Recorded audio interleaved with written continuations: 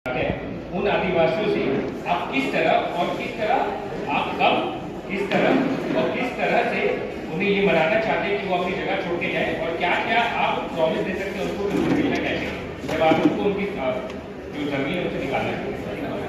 Simple सा जो सवाल है, अब बहुत मुझे लग रहा है उत्तर देने में जो अगले वक्ता है अपने आप को बहुत भाग्यशाली मानेंगे।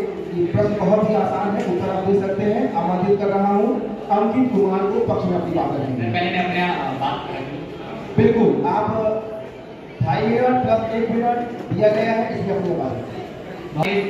महोदय, 21वीं सदी में हमारा देश विश्व गुरु का सपना देख रहा है।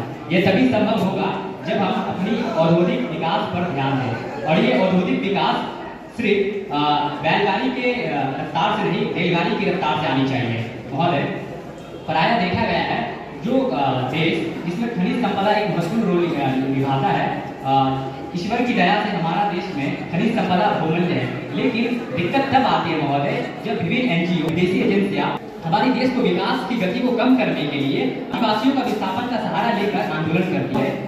हमारे देश में खनिज संपदा का अधिक क्षेत्र है, लेकिन आदिवासी समूह जो है वो काफी कम मात्रा में रहते हैं, जिससे आदिवासी का विस्थापन न्याय संगत है। लेकिन ये शर्त होनी चाहिए, मैं भी मानता हूँ कि उसकी संस्कृति की रक्षा हो और उनकी आजीविका का साधन सरकार सहायता पूर्ण प्रदान करे। महोदय, मैंने अभी एक कंटारा मूवी देखी थी जो आदिवासी समुदाय के ऊपर आधारित थी। उसमें यह दिखाया गया महोदय कि एक पुलिस ऑफिसर जब आते हैं तो आदिवासी समाज को लगता है कि ये मेरे जमीन को हड़प लेंगे। लेकिन मैं कहना चाहूँगा लास्ट में उसी में वो दिखाते हैं कि सरकार आदिवासियों के ही काम कर रहा है। जो अवैध घुसपैठिए हैं वो आदिवासी समाज की जमीन को हड़प लेती है और सरकार इन आदिवासियों को सूचित करती है तथा उन्हें जंगल में रहने का अधिकार तो देती है, लेकिन ये भी व्यवस्था करती है कि जो क्षेत्र है जो पेड़ों की कटाई ना हो।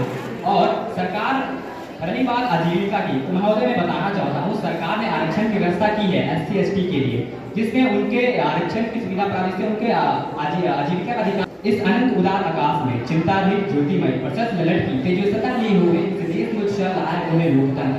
और इस लोकतंत्र की सबसे बड़ी विशेषता यह होती है कि इसमें सभी नागरिकों के अधिकार बिना भेदभाव की रक्षा की जाती है। तो इसी सांस्कृतिक अधिकार एक हमारे संविधान में 7 मूल अधिकार दिए गए हैं, उसमें एक संस्कृति के अधिकार की रक्षा की है। और जब भी संस्कृति के अधिकार की हत्या होती है, चाहे वो आदिवासी समाज की हो या किसी और समुदाय की, तब सुप्रीम कोर्ट और लोकतंत्र उसके रक्षक बन जाते हैं महोदय। और मैं अपने विपक्षियों के द्वारा जो पूछे गए प्रश्न है मैं बताना चाहता हूँ कि हमारा देश में खनिज संपदा की बहुत अधिक मात्रा है और ये खनिज अगर आप विकसित देशों को देखेंगे उसमें सऊदी अरब, इराक, कुवैत और ईरान जैसे ऐसे देश है जिनकी मुद्रा अमेरिका जैसे विकसित देशों से अधिक है। इसका एक मूल्य कारण ये है महोदय कि वहाँ पर खनिज संपदा बहुमूल्य पाई जाती है और वहाँ की सरकार इन खनिज संपदाओं के बल पर अपने देश का विकास करती है।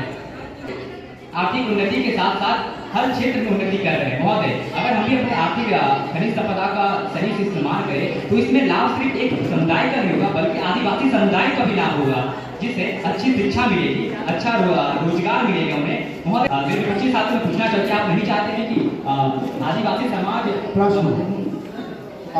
मेरा प्रश्न ये है पूछना चाहता हूँ कि आप ये नहीं चाहते कि आदिवासी समाज भी मुख्य धारा में जुड़े, वो भी कच्ची सड़कें से लेकर पक्की सड़की और चले, वो आप नहीं चाहते कि शिक्षा की ओर चले। आपको मैं रोक रहा हूँ, नंदनी साहब बताएंगे कि आदिवासी मुख्य धारा से कैसे जुड़ेगी, ये उनका प्रश्न है। अब आपकी बारी है।